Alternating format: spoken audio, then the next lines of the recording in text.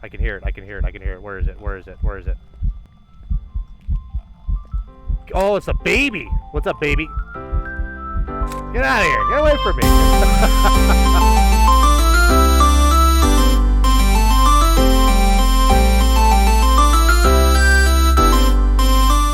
Yo, what's going on, YouTube? Today we're going to go over the rest of the equipment in Phasmophobia.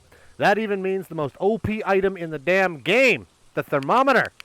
We're also going to go over how the hell do crucifixes even work, and do they even work? Much more. If you haven't checked out the first guide already with all the starter equipment, it's going to be in the description below. As always, if you would please throw a like on this video and leave a comment, that would make my whole damn day, as it takes a shitload of time to make these videos. Alright, let's get into this. Man, I'm pumped to make these videos. I've missed doing this so freaking much. Alright, let's get into it. Ha! You know, we would be able to get into it if, you know, the pro making the video would remember the damn key off the desk. That'd be a good start. Alright, trying to enter the house 2.0. Alright, first things first. Thermometer's on. Make sure we have our flashlight on with T. Turn the thermometer on. We're going to go around the house. Now what we're going to do is we're going to continuously ask the ghost, where are you, and give us a sign and stuff like that. What we're looking for is we're looking for a room that is 12.9 degrees Celsius on this thermometer or below. That means it's a confirmed ghost. You're going to find rooms that are going to be at 13 degrees, and that's totally fine. We're looking for 12.9 or below. 12.9 or bust. Where are you? Ah. We got it. Alright, we have confirmed the room. Now, nothing's even happened in here yet, but I can tell you this is the room, based just on the temperature alone. If I walked in here and it was 12.9 and went to 12.5 and went back to 14, I would know even then for 100% that this is the room. Look just what happens. If I look at the floor in here, regular temperatures. Go back over here, boom. Under 12.9 is a hard confirm. That is where the ghost is going to be. So, the best item in the entire game to locate where the ghost is a thermometer. Walking around the house, checking out every single room. There's your freezing temperatures. Checking out every single room until you get 12.9 Celsius or below. And this will 100% confirm the room. Sometimes if you have a shy ghost who refuses to make a sound, turn on a light, open a door, this is going to be the sure tell way to find it really damn quick. Okay, we are back inside the room. We went back to the truck. We got some more equipment. Now we got 2 crucifixes and a thing of salt. Now, how do crucifixes work? Well, crucifixes do not work if you are holding them in your hand. That's step number 1. What you have to do is you have to look at the area that you want to drop the crucifix and click G. And you will throw it on the floor. Now, the crucifix is actually active. Now, the way the crucifix works is this crucifix has a 9-foot radius around it. So, in other words, if the ghost spawns and starts a hunt within that 9-foot radius, you will be safe. Now, let's say that the ghost spawns way the hell over here, right in this corner. That's over 9 feet away. You will not be safe. And the ghost will still hunt you. Even if the ghost walks over the crucifix while hunting, that does not do anything. Crucifixes only work if the ghost spawns within that 9-foot radius. So if you got a little dinky bathroom that you have the ghost in, perfect. Now me, on the other hand, with a garage, I'm going to have to try to play this one a little bit smart. I know that 9 feet's going to extend to about here, so I'm going to stick this other one right there. And I'm going to really hope that if this ghost spawns and tries to hunt me, that I got my room pretty well covered. Each crucifix you put on the ground has 2 uses. If the ghost tries to hunt 2 times, the crucifix will disappear, assuming that the ghost spawns within that 9-foot radius. In this example, I have 2 crucifixes on the floor in this bathroom, and shortly you'll see one of those crucifixes disappears. That means that crucifix saved me twice from that ghost trying to hunt me.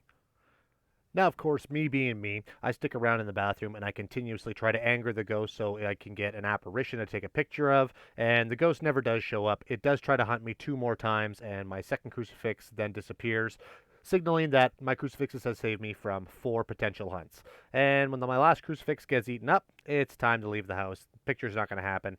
Time to end the mission. Where are you? There goes the last crucifix. Getting back to the truck after that last hunt, I can notice that my sanity is actually at 33%.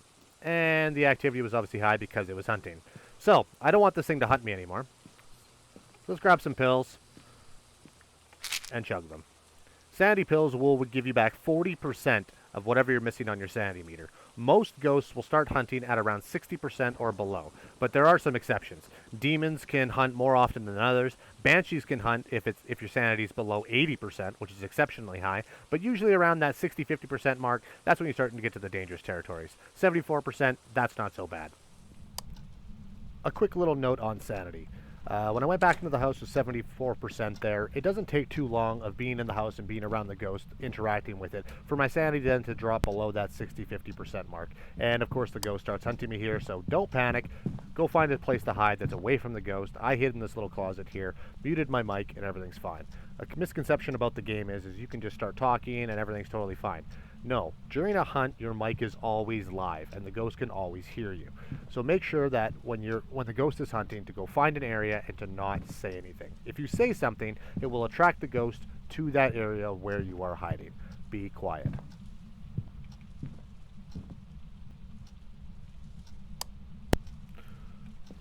This guy's a bit of a prick, you know that? Motion sensors are not a necessity, but they're a good quality of life to have, especially when you have the objective that says, get movement with a motion sensor in the truck. What you gotta do is you gotta grab them from the truck, go to walls, look at where you want to put them, and press F. They will then go onside the wall. Then you can go back to the truck and take a look on your map of where exactly you put them. If a little green light pops up and you hear a little beep sound, that means the ghost walked right in front of the damn motion sensor. Just like that. Nobody's in the house with me, I'm running solo right now, so if I had this objective on the board, now it's done. Just be aware that people and the ghost can set the motion sensor off. Alright, so now I'm heading back to the room with the ghost with infrared light sensors. Now, these are never going to be on your objective board, at least not in the making of this video.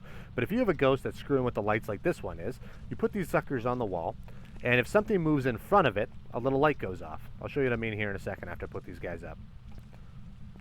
So now that they're on the wall, let's say this ghost is always turning the lights off, and it's always constantly dark in here, and I may or may not have a flashlight going on at the time. Can't really see much until you walk in front of one of these light sensors. It at least provides a little bit of light for you, so you're not in total darkness. Now let's go over candles. You can have 4 candles in a map, and if you want to light them all at once, grab the lighter, look at them, and press F, and you'll light all the candles. You can grab 3 candles at once. Candles don't really serve much of a purpose other than providing light, but that can be a big thing.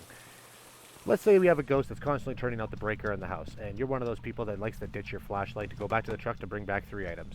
You could light up some couple of candles and light your path all the way to your room. In this case, I'm right next to the bathroom, but I'm just showing you as an example. You can also grab a candle and go inside of the room that you're in rather than having a flashlight, and it provides a lot of light. You do need to be aware, though, that candles do go out over time and will need to be relit. To use smudge sticks, you need a lighter and a smudge stick in your inventory at the same time. Pull out the smudge stick, walk back to the room where the ghost is. Once you're inside the room, press F while holding the smudge stick. The lighter will light it, and then walk around the perimeter of the room. You don't always have to wait for the smudge stick to go out, but I prefer to. Once the smudge stick goes out, you've now successfully smudge sticked the room. And now the ghost will stop roaming around the room for a short period of time. And if you happen to have a spirit as the entity that you're hunting on this map, by smudging the room, it'll also stop the spirit from attacking you for a long period of time. Next thing I got is some salt. What you got to do is you got to switch to your salt, and you got to crouch on the floor, and you can see this little salt pile that's animated on the floor. You got to look at where you want to place it and push F. What salt does is it's a little container that has 3 uses, so try not to waste them. You put them on the floor, and if the ghost happens to walk over that area, it will leave a footprint in it.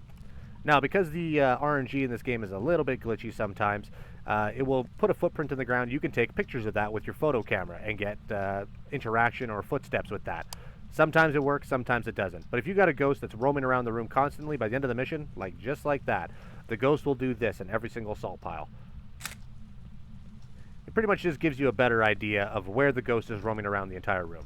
Let's say we walk into this house and we have no idea where this ghost is. What you want to do is you want to open up doors and point this microphone in the direction of all these rooms. See how I have zeros on the digital screen there? That means there's no sound from the paranormal coming from this direction. Oh, now I have 1.5. Now I have 3. 4.5. Something's going on over here. Anything happening in this room? 4.5. 4.5. 3. 1.5. 3.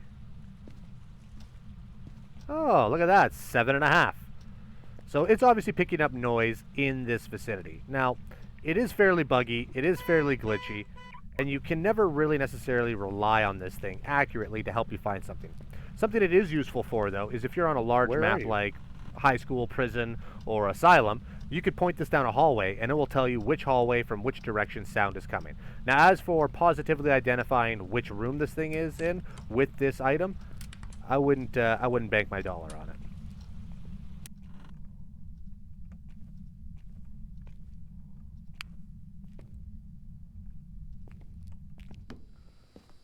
Alright, sound sensors. Sound sensors are simple enough. You put them on the wall and it detects a large area up and down back in the truck on the blackboard so you can see if something in that area is making noise. Now, I got 3 of them in my hand. Let's go into Grafton here and let's put them on the walls and let's see if we can identify where this ghost is without doing any other investigating whatsoever. Let's just go in here, let's put a bunch of sound sensors and see what we get back in the truck. Alright, as you can see, here's my map of where I put all my sound sensors. I put one in the kitchen, I put one in the back room by the bathroom, and I put one by the front door, going up the stairs. You can see on the top right of the screen, sound sensors. Normally there'd be a little red bar that goes up and down if any of those sensors detected any kind of noise whatsoever. So now, because I'm not getting any noise, let's go back and let's move them.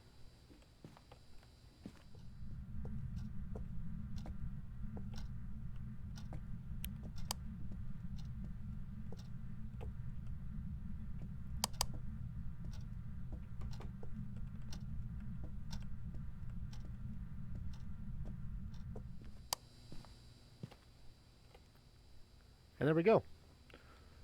We located this thing into that back hallway by the garage there, on the back side of the map where the bathroom and it meets into this this little workshop area.